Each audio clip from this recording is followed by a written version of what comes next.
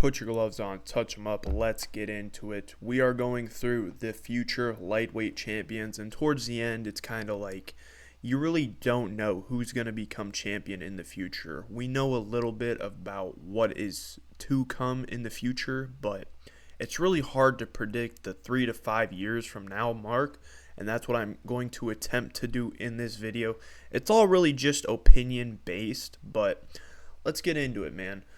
So, Arman Tsarukyan has a matchup to fight Mauricio Rufy.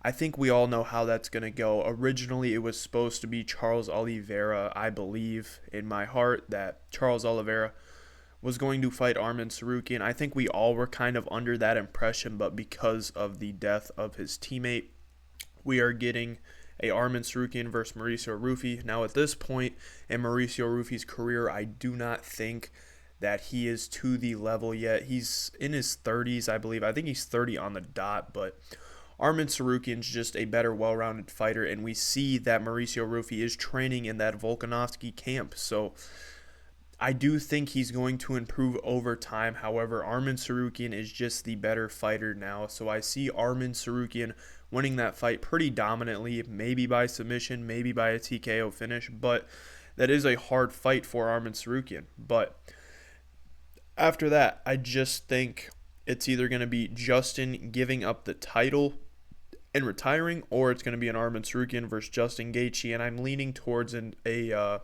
Tsarukyan versus Justin Gaethje fight. And I think we all know how this would go. I think Gaethje is really going to show age, and well, I can't really say that because of how well Justin Gaethje has been doing. Justin Gaethje always has the power in his hands to hurt his opponent, but Arman Tsarukyan is super athletic, like one of the most athletic lightweights I think we've ever seen before. So, I would take Arman Tsarukyan to win. I think he could probably get it done by submission. We've seen the way, Gaethje's a D1 wrestler, and it's really upsetting that he doesn't use that wrestling. He could have won so many fights if he trained that wrestling more. When he was younger, he was a very good wrestler. Just doesn't use it anymore. He believes in his hands, and he is the champion of the lightweight division right now. But I believe that Arman Tsarukyan would win and finally become champion probably by early next year. Now, during this time, I think Ilia Topuria and Paddy Pimblett are going to fight. There's rumors that it's going to be maybe a Paddy Pimblett versus a Max Holloway, or maybe a Quillen Salkilld versus Max Holloway. I don't know. Max Holloway's he's kind of being interesting right now. He said he wants a shot at 155 or the 170 title, which is just delusional in my opinion. I don't know how he thinks that, but this is what I hope happens. This is the layup the UFC has been given. Ilia Topuria versus Paddy Pimblett. I think we know how this will go, and in my opinion, and it should be everybody's opinion, Ilia Topuria had some low IQ in that Justin Gaethje fight. He just did.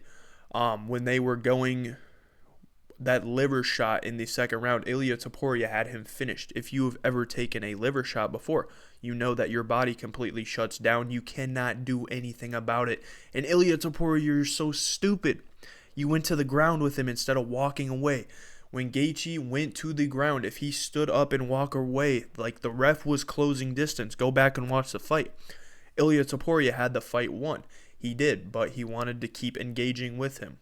And I had it 2-2 going into the fifth, and if Ilia wasn't that messed up in the face, he maybe could have got the fifth round. But back to this fight, Ilia Topuria versus Paddy Pimblett. The hype is amazing for this fight, but we know how this is going to go, dude. Paddy Pimblett, he doesn't use that jiu-jitsu unless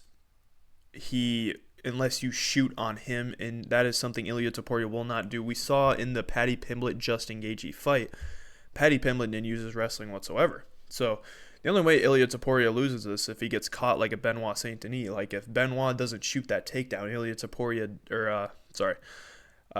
if Benoit does not shoot the takedown on Paddy Pimblett, we're probably gonna see like a standing match. And I would have taken Paddy Pimblett to win that, but he just kind of swings wildly on the feet. I don't know how we could see Paddy Pimblett winning a fight against a guy like Ilia Topuria. He just has more skills. And I think even if Paddy were to jump a submission on Ilia Topuria, I don't think he gets it. I just can never see in my life Ilia Topuria getting caught up in a submission. Everybody wants to say, oh, he almost got caught up in the leg lock from Charles Oliveira. Dude, I'm a D1 Charles Glazer. I am. But Ilia Topuria was not going to get submitted by Charles. Ilia Topuria had him in a crucifix. Like that's the best submission artist in the UFC, and he had him in a crucifix. But everybody just wants to not talk about that anymore because, oh, dude, he lost to Justin Gaethje. Like, come on, guys. Let's use our head. Why don't we? But I think Ilia Topuria would probably sleep Paddy Pimblett in the first round.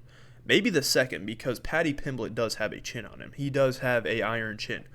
So maybe a second round knockout, but the UFC has been handed this fight. So at this point, I think Ilia Topuria becomes the number one contender. And then this is the fight to make. Another thing that could happen is Justin Gaethje gives up the title. He beats Rufi, and they make Ilia Paddy Pimblett in January, not July.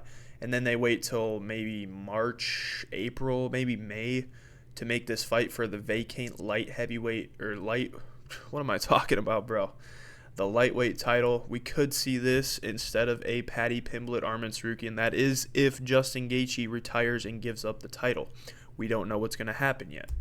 But this, in my opinion, is the hardest fight of Ilia Topuria's career. Yes, I know he lost to Justin Gaethje, but he was doing well in that fight. He was, and I think Arman Tsarukyan is a hard test, but let's be real. Let's go look at the resume of Arman Tsarukyan. It's like he has the best win of his career is Charles Oliveira, and that's a split decision win, a very close split decision. If Arman shorts don't come off in that fight, Charles Oliveira has that submission locked. So, and then, like, he submitted Dan Hooker. Come on now. We're talking about prime Dan Hooker was that 2021, 2022. Like, now, Dan Hooker's washed. We know that. So, Arman Tsarukyan really doesn't have the best resume. I do believe he is a good fighter, but I don't see him beating Ilia Topuria. I do think it's going to be a good back-and-forth battle. Ilia Topuria is going to have the better hands in this fight. Arman Tsarukyan is going to be doing a little bit in the grappling. But on the ground, I think Ilia Topuria is going to be very defensively sound. And I think it's going to go to the third round. Ilia Topuria is going to be able to keep it standing, come into range, and get a TKO over Arman Tsarukyan in the third. I can't just keep saying he's going to knock out legend after.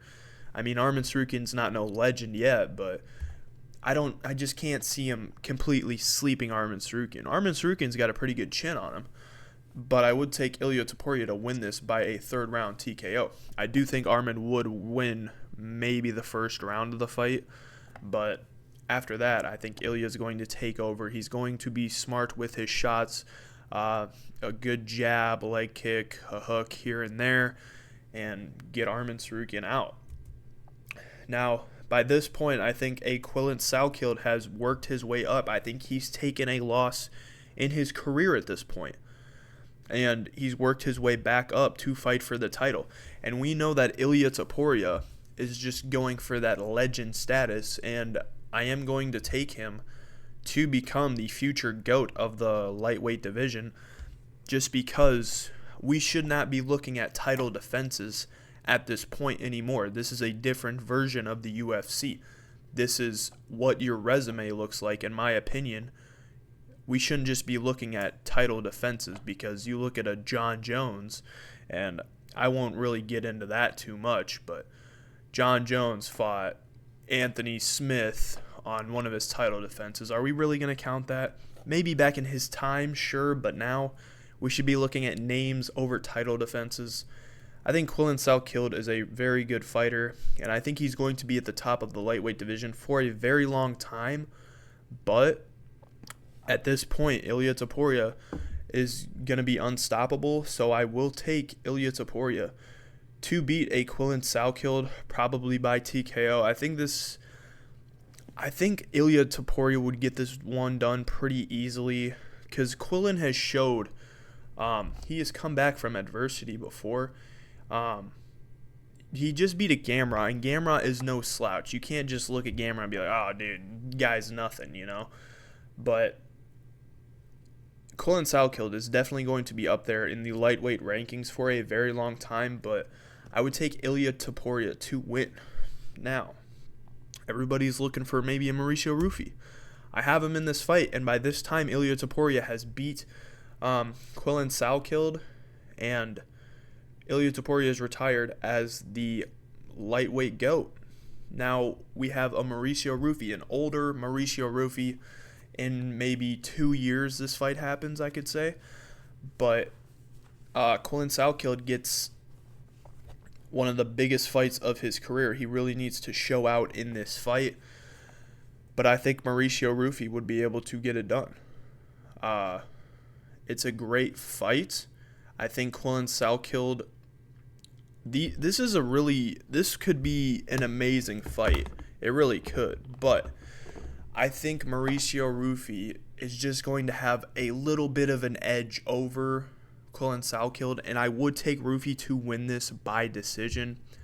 I would be so hyped to see this fight in the future, not right now. Like, this could be an absolute banger. I would take Mauricio Rufy to win, but this could all change, dude. Mauricio Rufy is fighting Arman Tsarukyan very, very soon, so I would take Mauricio Rufy to win this fight by a 48-47 decision. Maybe even a robbery over Quillin Salkeld. And then Paddy Pimblett comes back.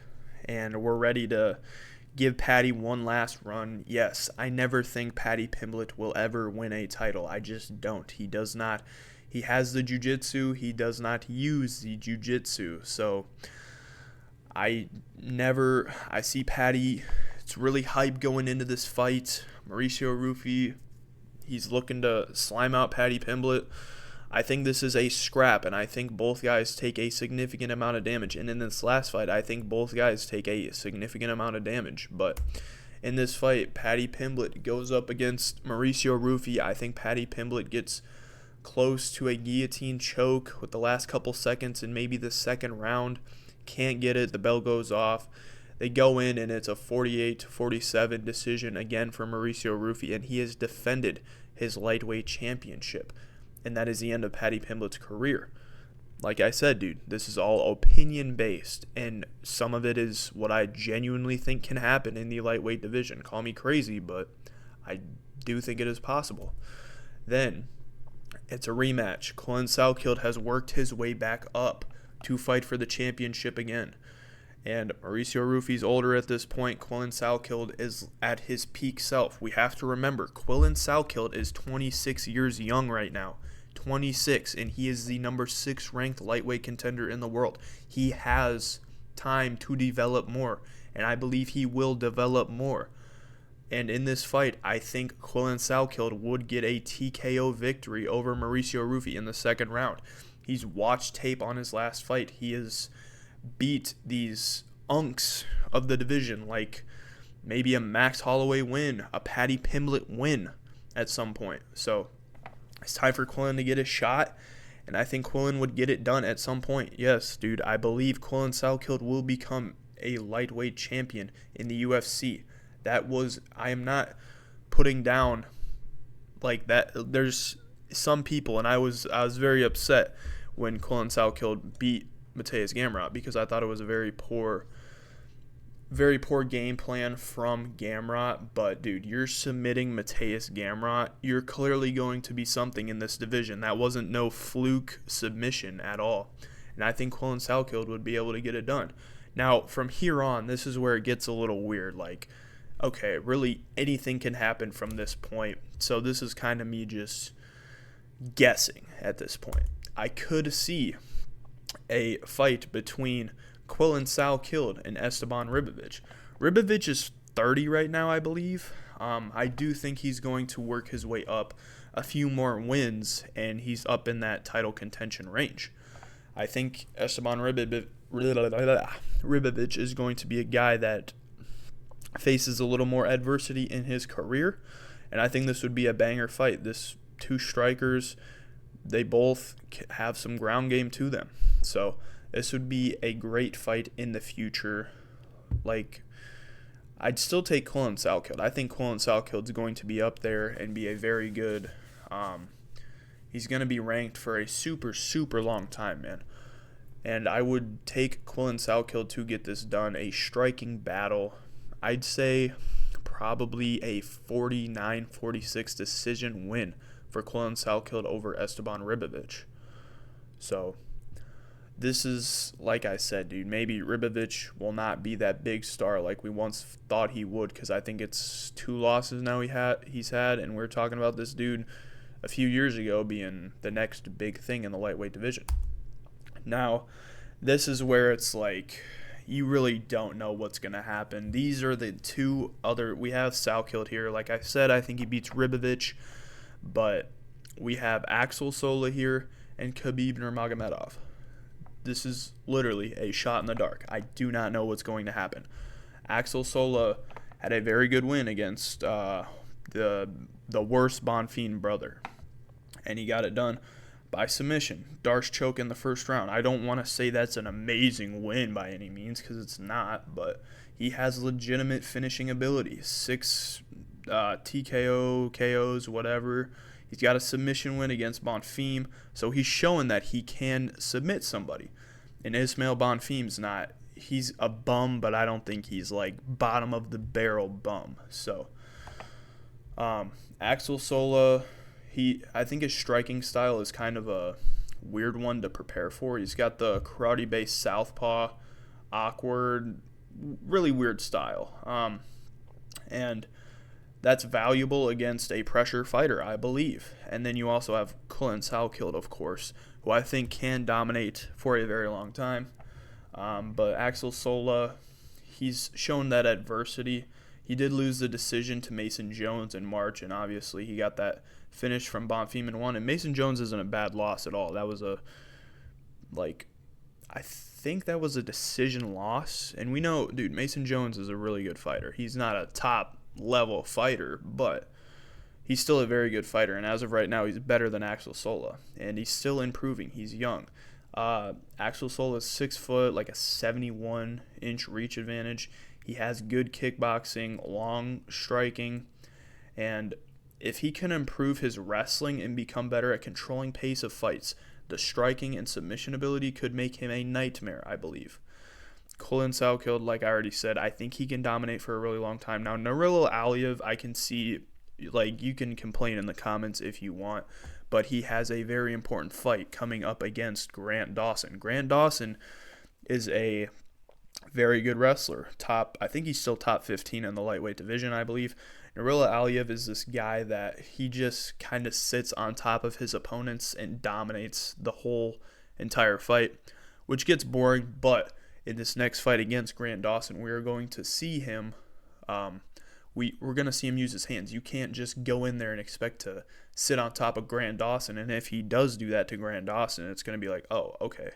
So this guy's really someone you don't want to be on the ground with, because if he can just sit on, like, it can be boring, dude. But even if you're just laying on top of him and top mount, getting off your little pitter patter strikes, he's going to win a decision. But Nurilo Aliyev is undefeated. Like I said, he's fighting Grant Dawson very soon. Very important. I do think we're going to see hands in this fight. I do. But we'll see. This will really, like, in a month from now, this could change completely. Wrestling, obviously, his biggest weapon. Mike Davis wanted to whine about him sitting on top of it. Mike Davis, if you don't want to be in MMA, go box. Like, he's sitting on top of you. Your job is to get him off from top of you. I know it's boring. It is. Like, I get it. But this, like Islam said, this MMA, man, like, it is. So, like, very difficult to beat. He's beat Shamrock. It's not a great win. This is why this Grant Dawson fight is very important. And he's 25 years old, dude. He's really young. I think his style can translate in those big title fights. Like, it's a dominant wrestler. We see what they can do. He consistently gets takedowns, controls, and wins fights doing that. Very, very important in a 5-round title fight. So these are the 3 guys I think in the future. Right now, you really don't know with Nurullo Aliev, but he's very dominant, a very dominant wrestler. So I figured, you know what, let's put him up there because I do think he can be something in the future, but we'll really see. Axel Sola is kind of another shot in the dark. But overall, right now, recency bias, I think Quillen Salkeld can dominate the lightweight division for a very long time. If you enjoyed this video, please like, please subscribe so I can start doing live fight companions. Thanks for watching. Tune in for the next video. Goodbye.